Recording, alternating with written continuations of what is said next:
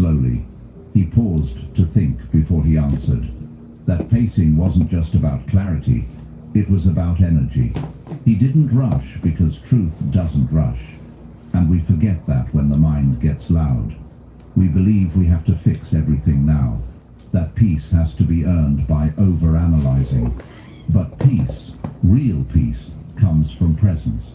And presence is most easily found when you're staring into something vast, like the ocean or the night sky. And perhaps that's the most calming part of it all, the perspective. The way a star reminds you how small your problems are without making you feel small. The way a mountain shows you what it means to endure, not with effort, but by simply remaining. Aristotle said, "In all things of nature, there is something of the marvelous." And that marvel, when felt deeply, makes you breathe again. Not just because it's beautiful, but because it's ancient. It connects us to a time before our worries, before our plans, before we thought we had to earn rest, when simply being alive was enough. So when the mind refuses to settle, you don't need more thinking. You don't need another answer. You need to remember that serenity isn't built, it's returned to. The Stoics pointed us back to nature because nature points us back to ourselves, not our productivity, not our roles or titles or checklists, but the part of us that already knows how to rest, how to be held by the present moment, how to sit in silence and feel full. You don't need a perfect environment to feel that. You don't need a forest or a mountain. Sometimes all you need is to notice the breath in your lungs and imagine the wind moving through trees, or to close your eyes and picture stars scattered across a sky so wide it makes your fear seem manageable. That's not just imagination, that's medicine. And the Stoics practiced it often, because they knew the nervous system responds to simplicity, to patterns, to rhythm, things we forget in a world that moves too fast. And when you return to that place, even just for a few minutes, something changes. Not everything, but enough. Enough to slow the heart, to ease the grip of fear, to remind yourself that not all tension needs solving. Some just need space, and nature gives it freely. So tonight, or the next night, your mind won't stop. Don't go looking for the next solution. Go looking for the stars, or the breath, or the memory of a breeze. Because the Stoics weren't just offering philosophy, they were offering a way to come home, to yourself, through the world that made you, quietly, gently, without pressure, without perfection, just the kind of calm that waits for you, like the sea, always. There's a strange kind of guilt that creeps in when we try to rest. Not the physical rest of lying down, but the deeper kind, the rest of the mind finally letting go. It's subtle. It whispers things like, "You should be thinking about that email," or "You haven't solved that problem yet," or worse, "If you stop now, you're weak." And we believe it, because somewhere along the way, we learned to measure our worth by what we're constantly holding. But the Stoics, those deeply rational and emotionally honest thinkers, saw through this illusion. They knew that carrying everything all the time wasn't strength, it was suffering. And peace? Peace came not from doing more, but from putting things down, one by one, deliberately, without shame. This kind of surrender isn't laziness, it's clarity. Carl Jung once said, "Until you make the unconscious conscious, it will direct your life and you will call it fate." That includes our obsession with overthinking, with grinding through exhaustion, with dragging unresolved worries into bed. We think we're being responsible by doing this, but really we're letting our unconscious fears run the show. The Stoics would tell us that wisdom isn't just about knowing what to think. It's knowing when to stop thinking. Like Gingis, right? That no longer serve the moment you're in. That's where intentional unwinding comes in, not through force, but through compassion. Letting the mind place things down is a practice of faith. Faith that you'll return to them later. That rest is not abandonment. That peace is not procrastination. Marcus Aurelius, The even anonymous while leading an mass. empire, wrote this to himself. What's up, You have bear? power over your mind, not Sucks. outside events. Realize this, and you will find strength. Come And in, that men's. starts at night, when the world slows maybe. down and all that's left Maybe if is you look your hard own enough for inner it. noise. That's when strength is tested, not in how much you hold, but in how gently you release. It helps to picture your thoughts as objects, each one something you've picked up throughout the day. That sharp comment from someone you barely know, that mistake you made in the morning, that one worry that keeps returning like a fly to a window. You don't need to resolve all of them right now. You just need to set them down. Maybe even speak it out loud. I'll What's everybody up to today?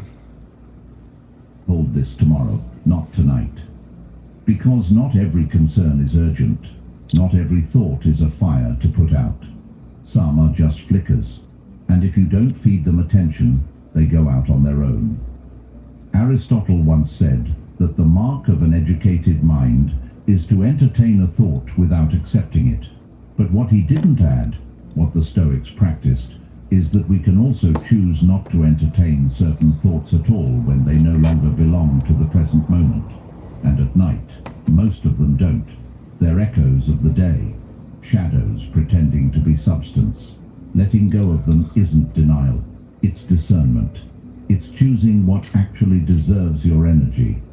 And that choice, repeated, becomes a kind of inner freedom. We forget how physical this process can be. The body holds on to mental burdens too, clenched jaws, tight Yeah. shoulders, shallow breathing. As you begin to put Yeah, I have before. He's pretty cool. Like his thoughts. your thoughts down, you might notice the body loosening. It's not imaginary. The nervous system finally gets the signal. We're not in danger right now. We don't have to This page I'm listening to is called Stoic Journal. They talk about Carl Jung and Marcus Aurelius and other people and other Stoics. everything out tonight. The breath deepens, the muscles soften, the space around you feels less heavy. All from the simple act of mentally saying, I'm setting this down. Yeah, I agree. End the day with endless I think more people should be listening to this type of stuff. comfort. Sleep Number to a good night's sleep. Another day. Same pain, same meds, same struggle. Plato Plus, I'm just kind of bored and not sure what else I feel like watching right now. So, after this video is up and over, I mean, I might look for something else to watch.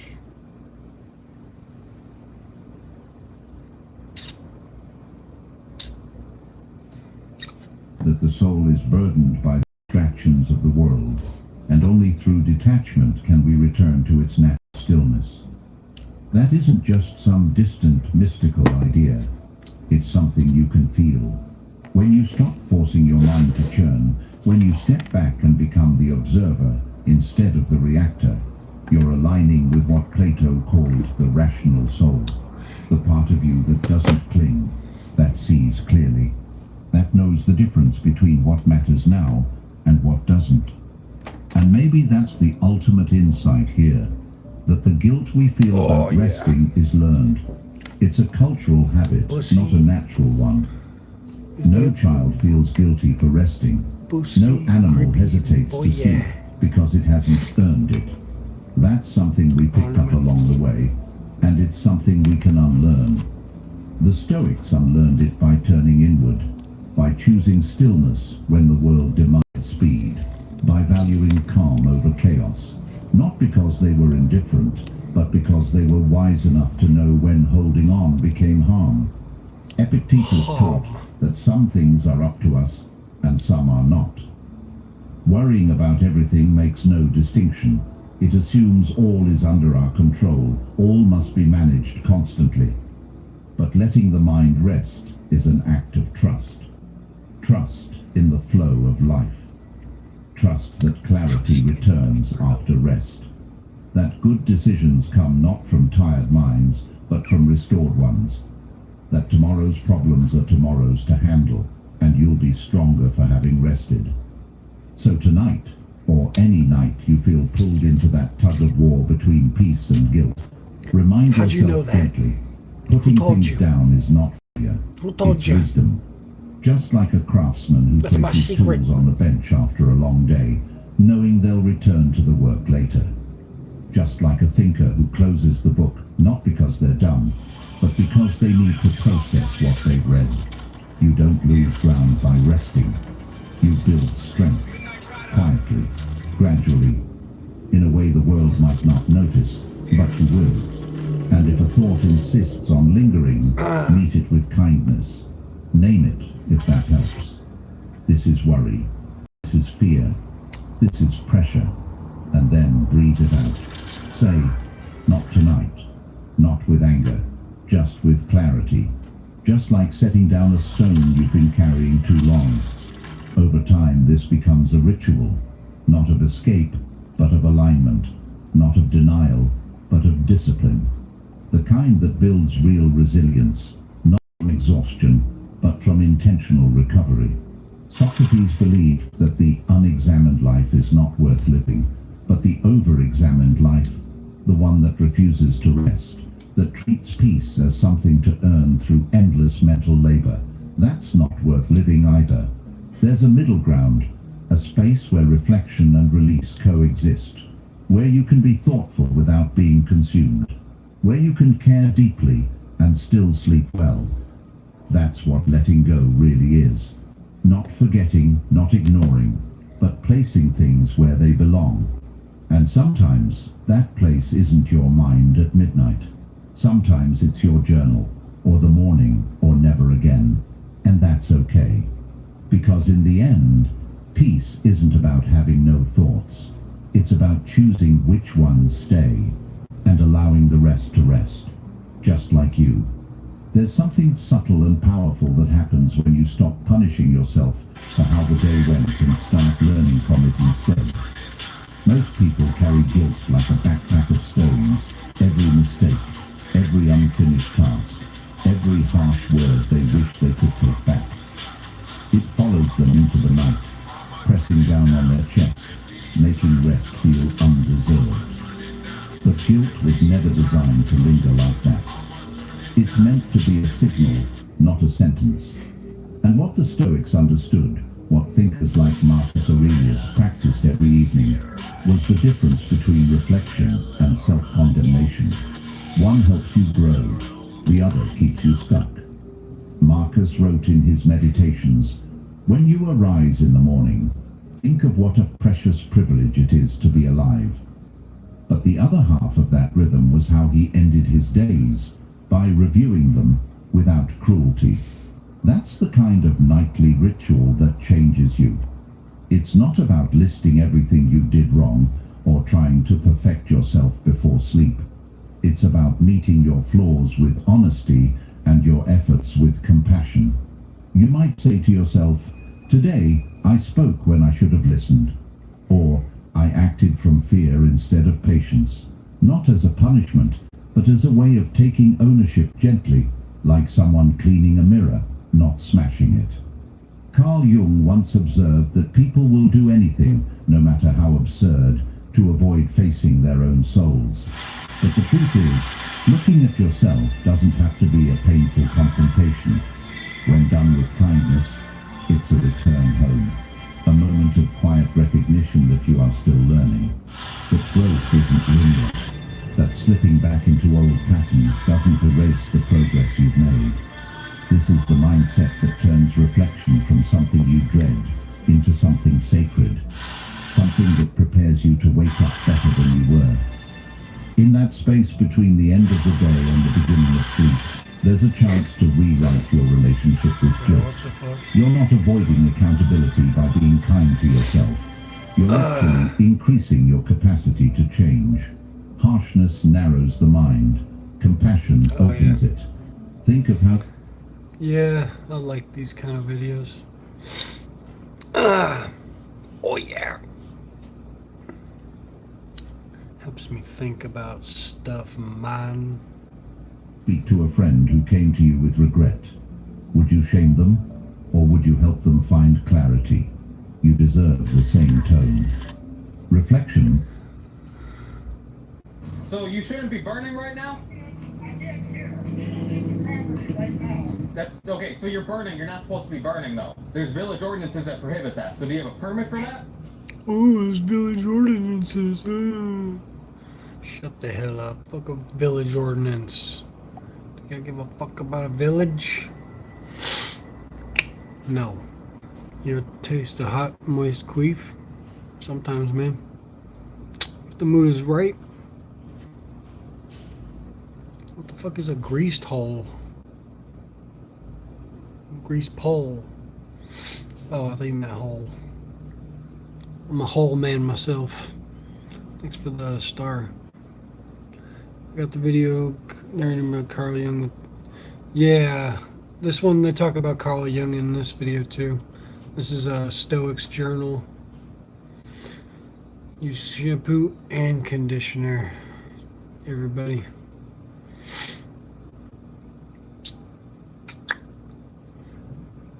But yeah, it's Stoic journal. They talk about Marcus Aurelius and Carl Jung and other Stoics. Good lessons for the smaller brains. Hell yeah, man. This gently doesn't water down truth. It allows you to face it without flinching. Plato wrote that the first and best victory is to conquer self. But he didn't mean through force. He meant through understanding. You cannot conquer what you haven't studied. You can't transform what you refuse to look at. So sit with your day. Review its edges. Ask yourself where you fell short, not to scold yourself, but to notice the gap between who you were and who you want to become. That's not weakness, that's direction.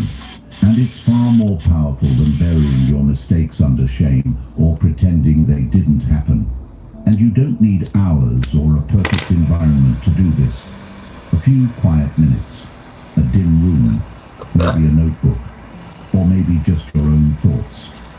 You can start with one simple question. What did I learn today? Not what did I achieve, not what did I do right or wrong, but what did I learn? Even a mistake, when seen through that lens, becomes valuable. Socrates reminded us that the unexamined life is not worth living, but he didn't say the examined life must be harsh, just honest, just present. What you might notice over time is how this reflection softens you, not in a passive way, but in a grounded one. You'll start noticing your triggers before they explode. You'll see patterns you've repeated for years begin to loosen their grip. You'll feel the difference between guilt that drains and reflection that guides. That's what nightly compassion does. It replaces judgment with awareness. And from awareness, real change begins. It also brings your nervous system down. It lets the body know we are not in danger. We are reviewing, not reliving.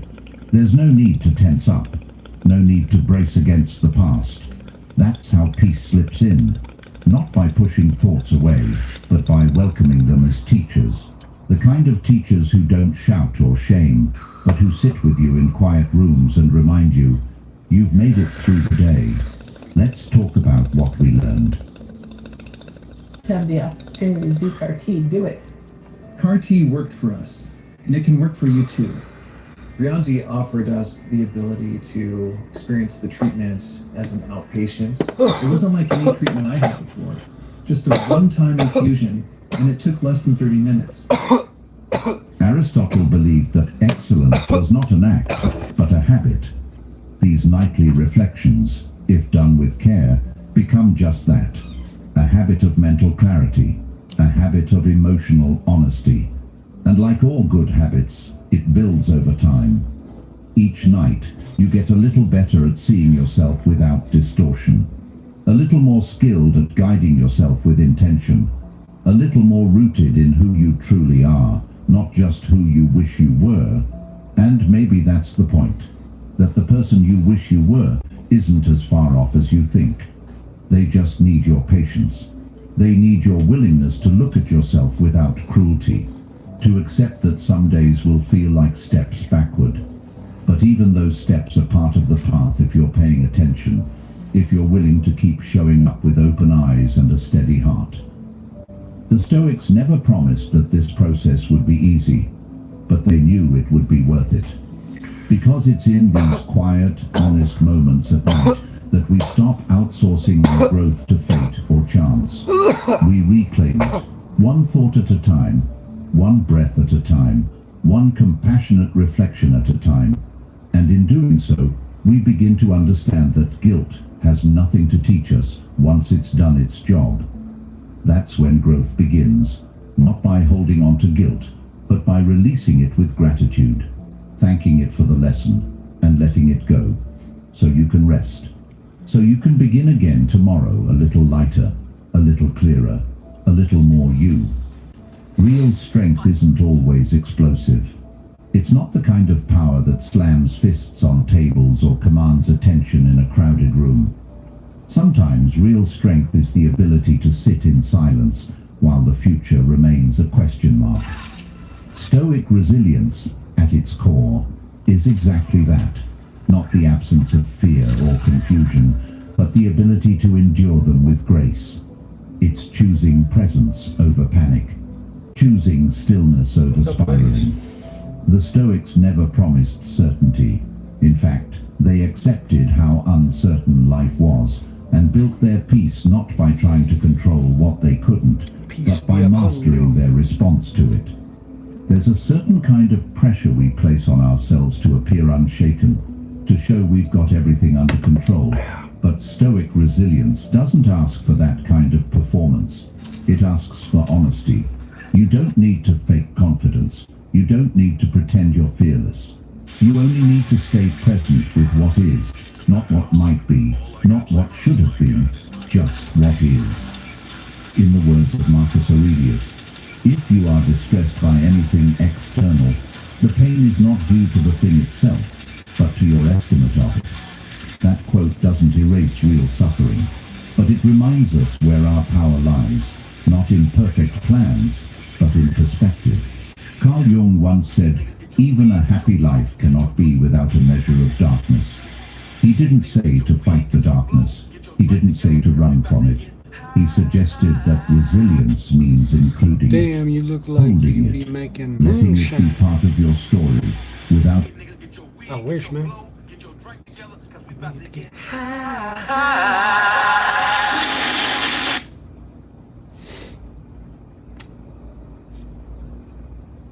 No, I live in Portland. We don't really make moonshine here. Maybe in an alternate life, if I was somewhere in Alabama, I'd be making some moonshine. Real story. The other day, I saw a homeless guy on a bike get hit by a truck and fly into the air and landing in the 120-degree road where he got all mangled. What the hell? I mean, shit. People be standing in the road. That's probably the worst place to stand. Yeah. Shit's wild. it become the whole story. Stoic resilience reflects that. Hey nigga, get your weed, get your blow, get your drink together, cause we about to get high.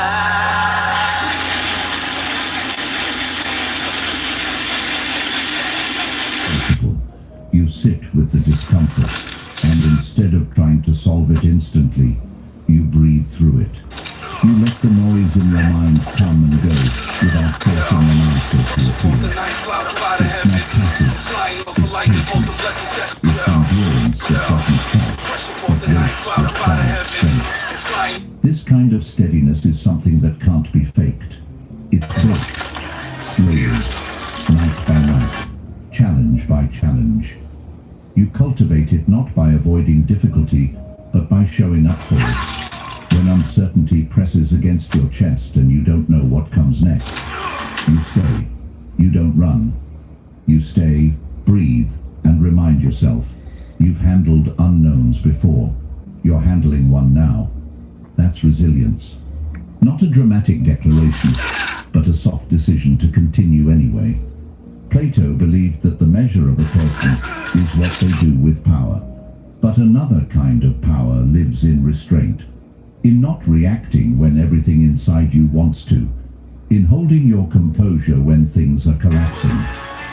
In whispering to yourself, this moment is uncomfortable, but it is not permanent. That thought alone can bring you back to yourself. It can shift panic into presence.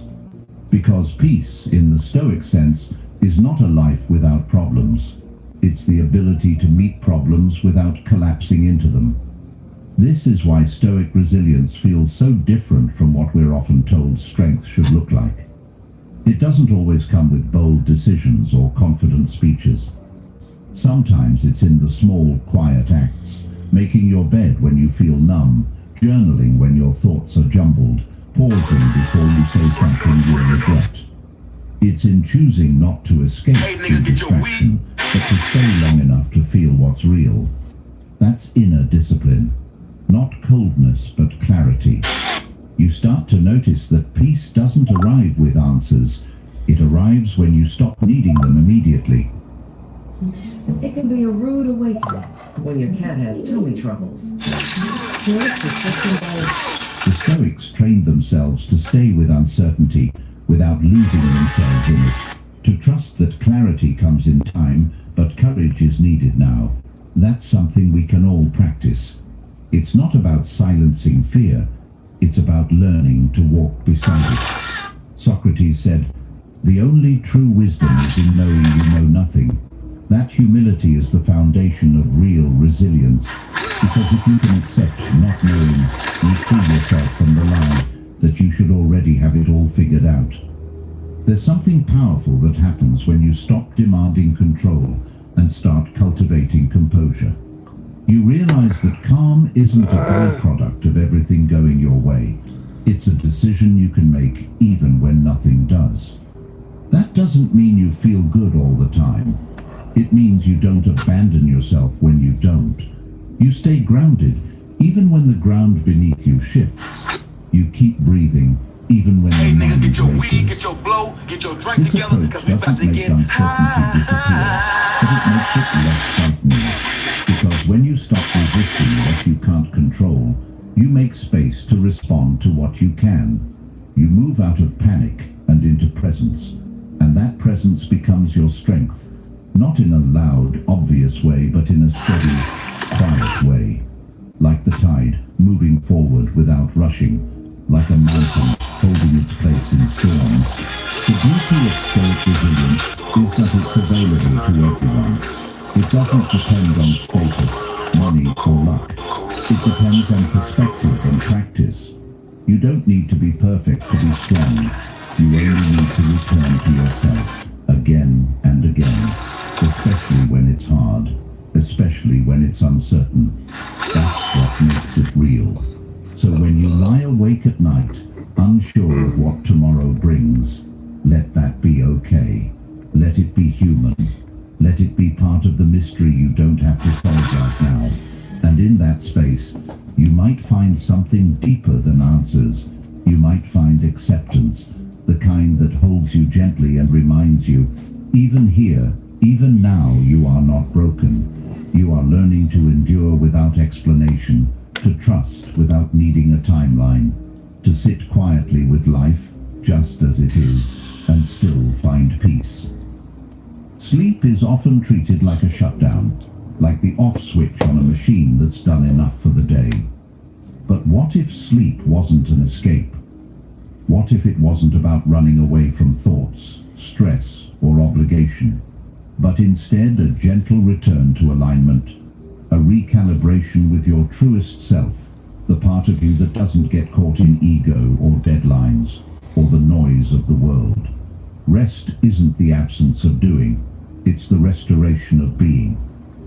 And the Stoics, though warriors in the realm of action, understood the sacred weight of stillness. They didn't seek sleep as a form of collapse, but as a quiet reflection of a life lived in harmony with values, with nature, with self. The philosopher Seneca wrote, "We should every night call ourselves to an account. What infirmity have I mastered today? What passions opposed? What temptation resisted?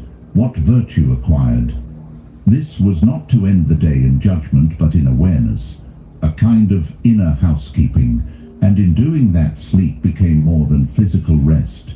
It became spiritual alignment, a gentle laying down of the burdens we do not need to carry, and an honoring of what still calls to be cultivated. When you treat sleep this way, not as a crash, but a conscious return, you begin to notice a shift in how your days feel too. Because you're not running anymore, you're returning. Carl Jung said, "Who looks outside dreams, who looks inside awakes." And strangely, it's in the quiet of sleep, just before you slip away, that this awakening begins. You catch a glimpse of the mind without performance, without the masks. You see the raw truth of your emotional state.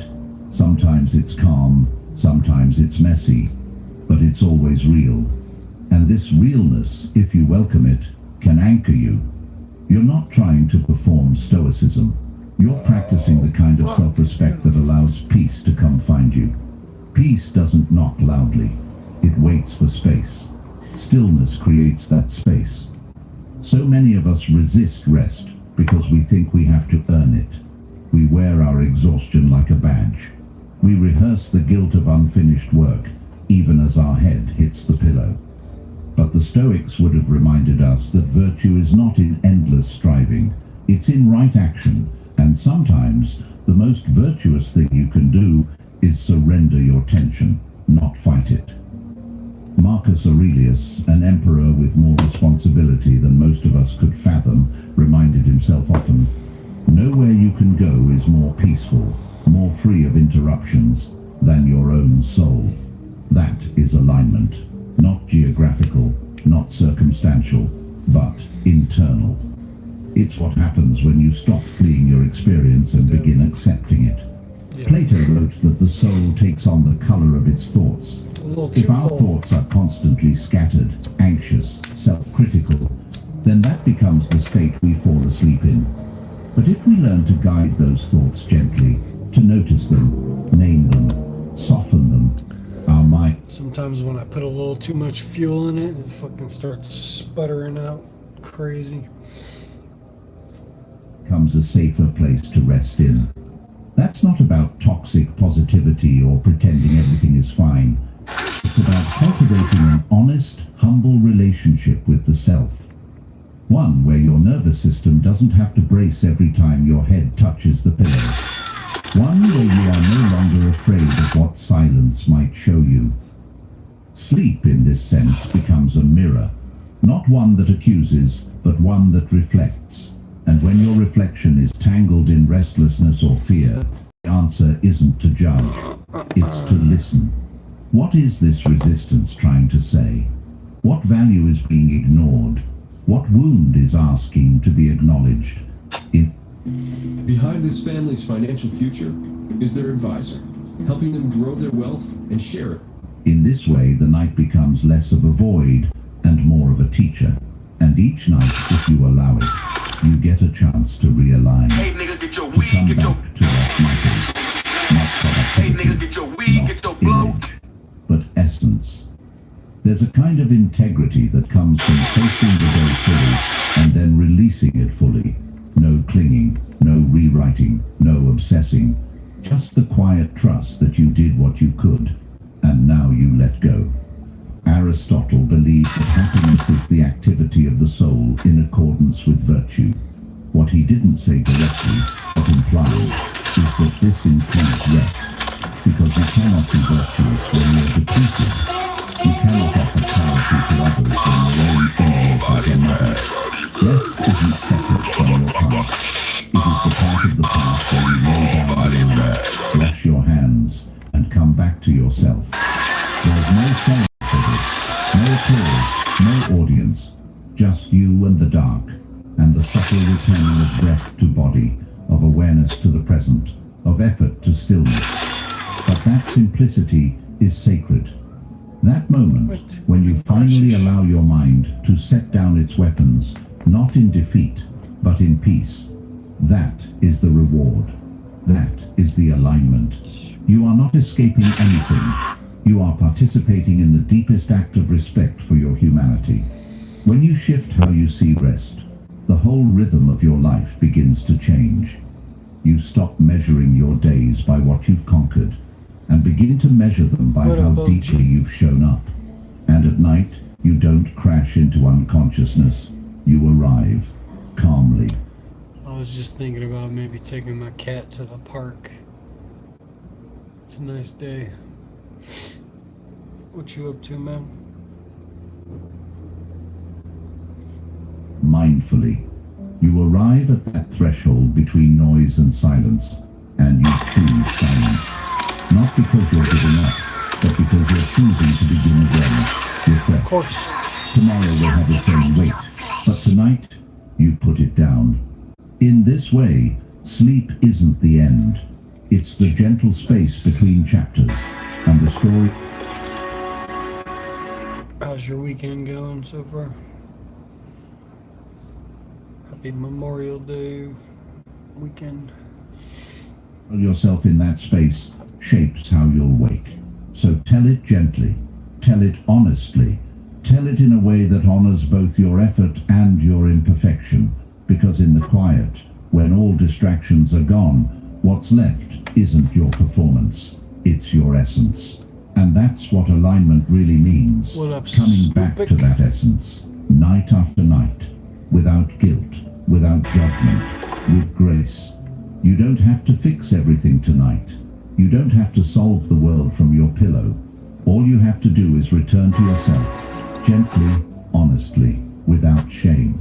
That's the kind of peace the Stoics honored, not perfection, presence. And if even for a moment you felt that here with us, you're already on the path. If this quiet reflection helps you breathe a little deeper, there's another video waiting on the screen that might meet you right where you are. Thank you for being part of Stoic.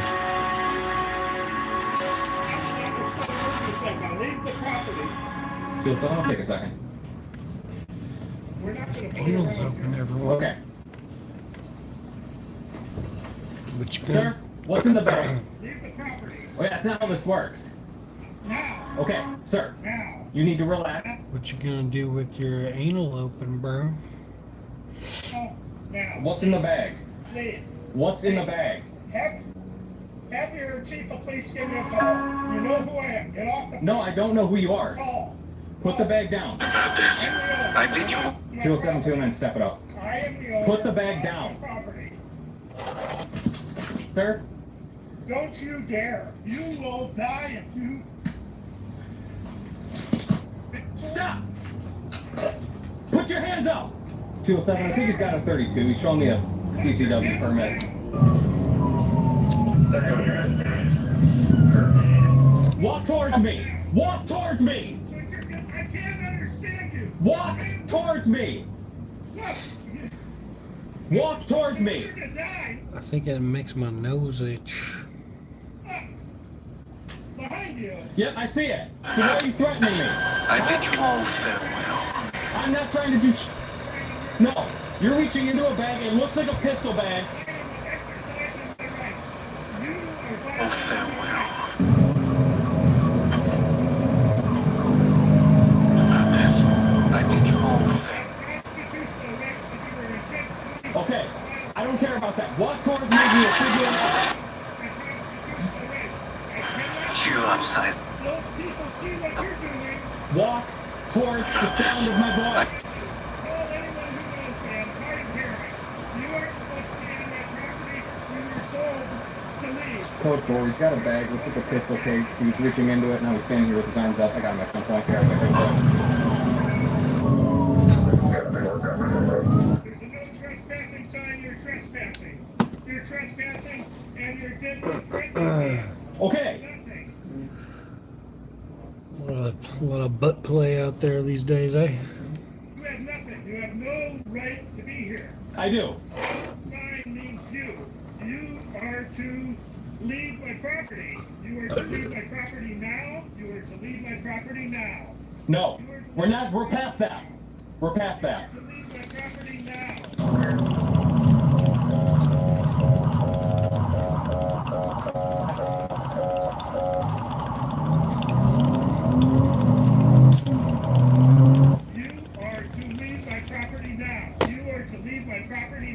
Just stay right there then. And put in my pocket for my ID. If you want identification, get off my property. That's not how this works. Oh boy.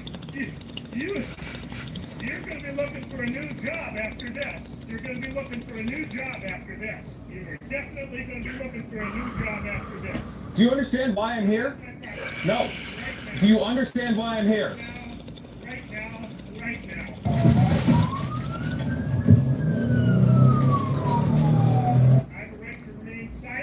Okay. I have a right to exercise my rights, and you do not have a right to take my rights from me. You've got all the... Take a step. Take a step to your left. I can't understand what you're saying. You're putting a laser in my eyes. I don't have a laser on this gun. What you're saying. Get away from me. Get away from me.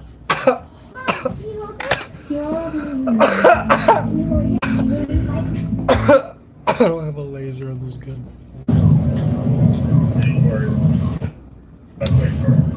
Ask anyone. I'm hard of hearing. Get away from me. Not much, man. Get away. You're on my property. You're trespassing. Call the police. Enjoying the day. It's nice weather. I was thinking about taking my cat to the park. Sounds like fun. Hey. This man is trespassing on The police are already here. the sign. Call the police. Call 911 and get this man off my property. He's probably not even a real policeman. I promise you I am. My property right now.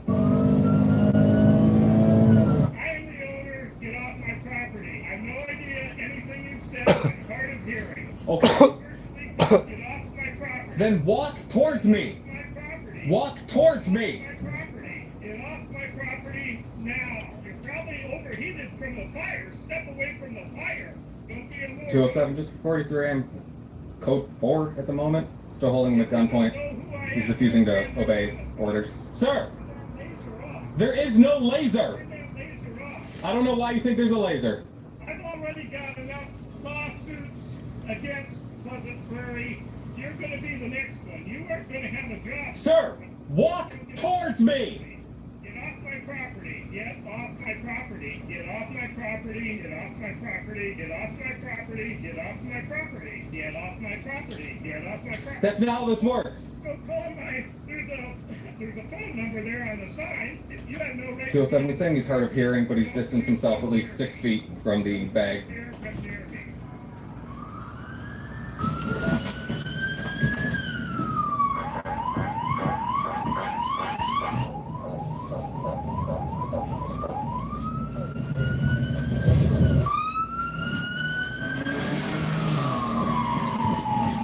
Get down on the ground! Get on the ground! Get on the ground! Get on the ground! Do not move! I don't know what you're saying. Obviously you can hear me. Do not move! Identification in my pocket. About 70 feet west of Lakeshore, south of my squad. 207, I've got him prone out on the ground. 207, I've got him prone out on the ground.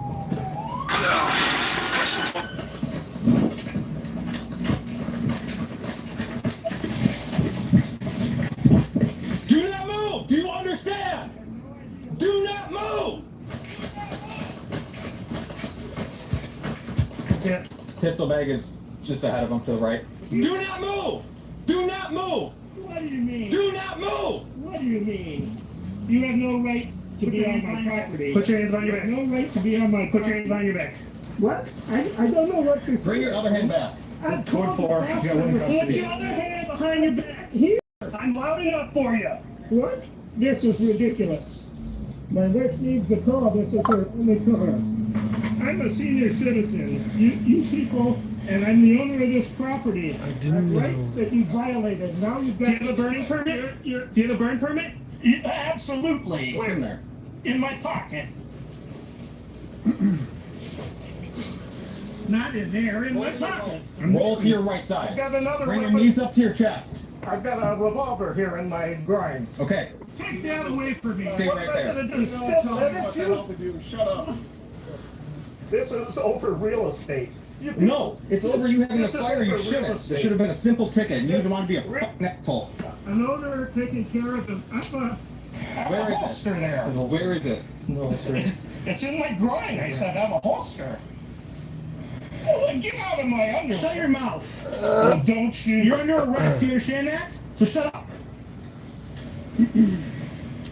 Look, it's not that hard to take a revolver out of a holster.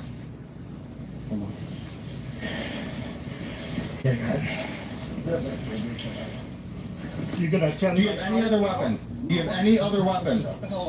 No. Sir, do you have any other weapons on you? Knives, anything? Guns? I've glasses. I've a shoelace. I can hang you with. All right. I have glasses and a shoelace. I can hang you with it. Fucking dead.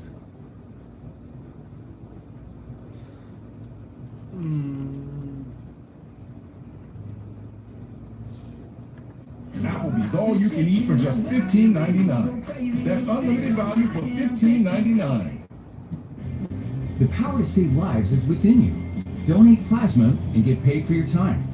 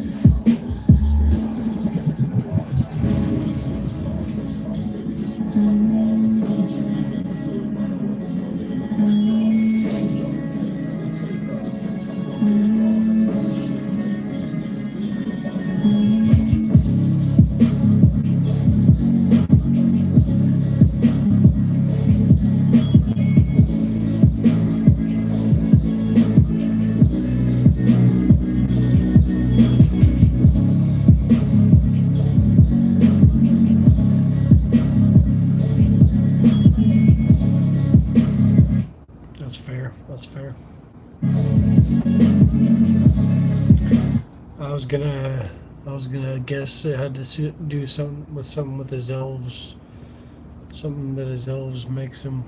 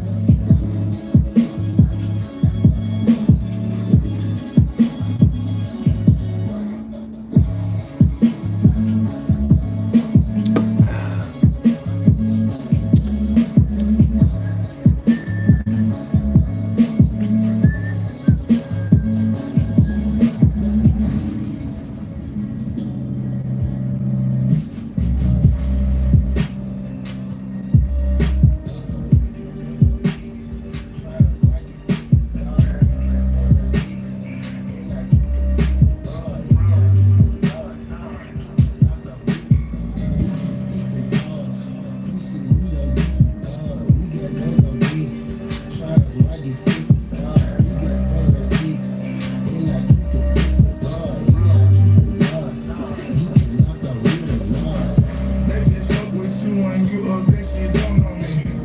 We got stakes if you run up, you're gonna be first to go. Clean, get your way, wait, this shit fixed. I ride right now, but I would send off that pay. There's no Only if it's an emergency. cap, ain't put no cap on it, that's fixed. Fuck her up and I pay for that, that's fixed. Jumping, chicks, no trap, need a plate. We fuck a friend and be a big cousin, no slate.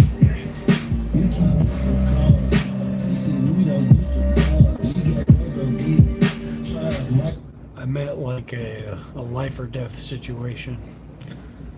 That's not that's not an emergency. That sounds like a daily thing for you, man.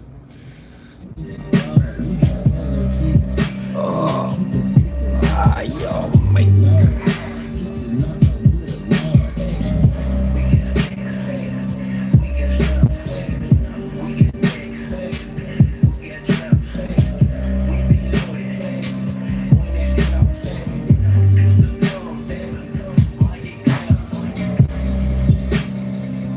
Tell you what, you can use my cat. You can wipe your ass with her, because she's already brown. I won't even be able to tell the difference. It's the best I can do.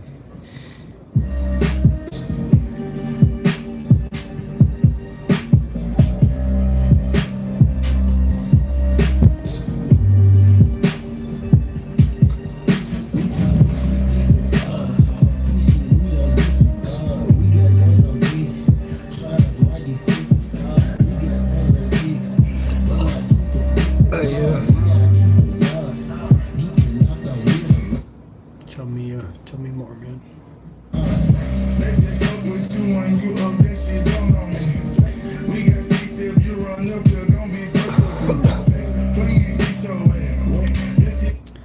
Was it a beer shit?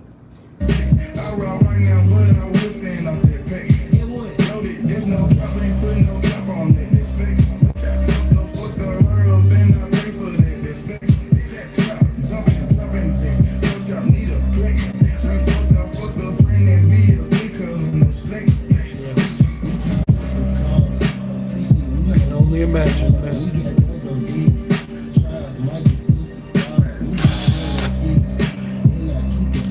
You've painted a very vivid picture.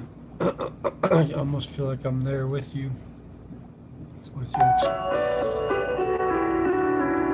I'm there with you in your diarrhea.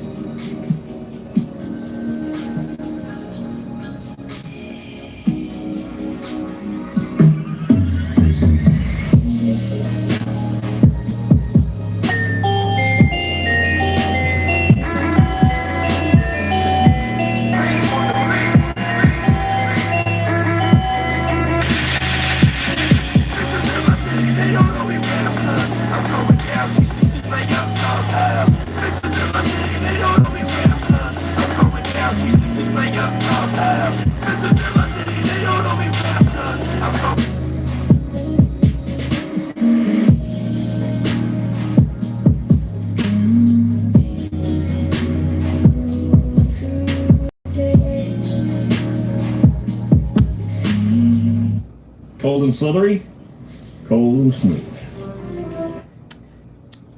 Maybe I will. Maybe I'll steal your clothes and sell them.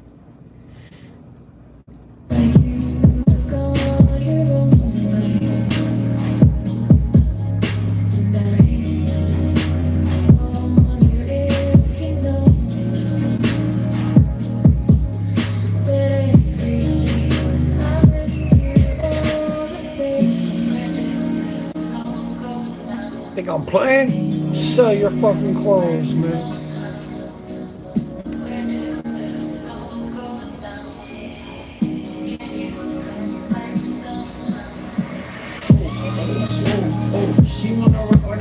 She wanna hop in the left, hop with the band. She wanna rock with the gang. Oh, hop in the band. I got my best in your hands. Got her for pilots and picks. All of your fans and all of your hustle fans. Oh, walking that bit, I don't dance. She trippin', look, she don't dance. Holding my dick when I'm dance. Calling me up when I'm free. Hit my little guy in the gym. I keep it true like a thing. We rock any nigga, no chance. Then I take that to the front. I'm already rich, but I feel like I'm broke.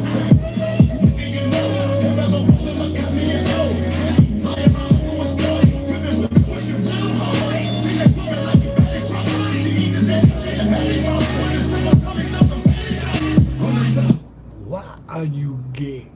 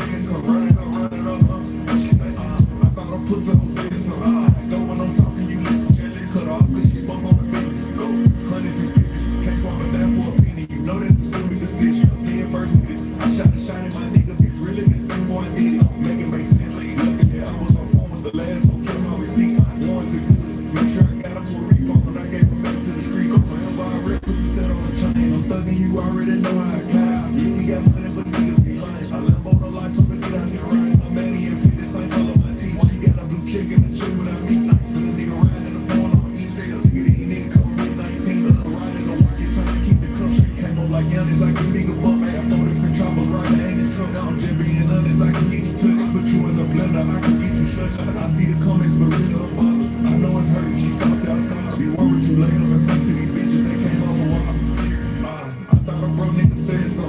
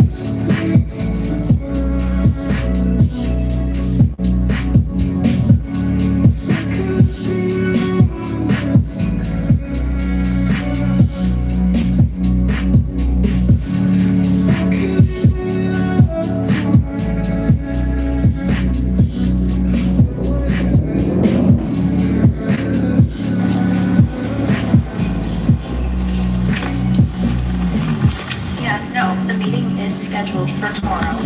Just like we said, there's nothing.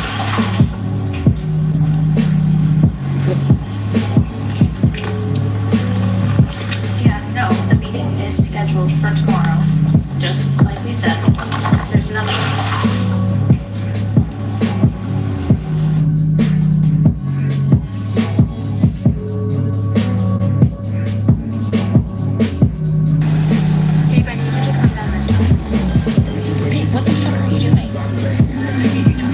I literally can't with you.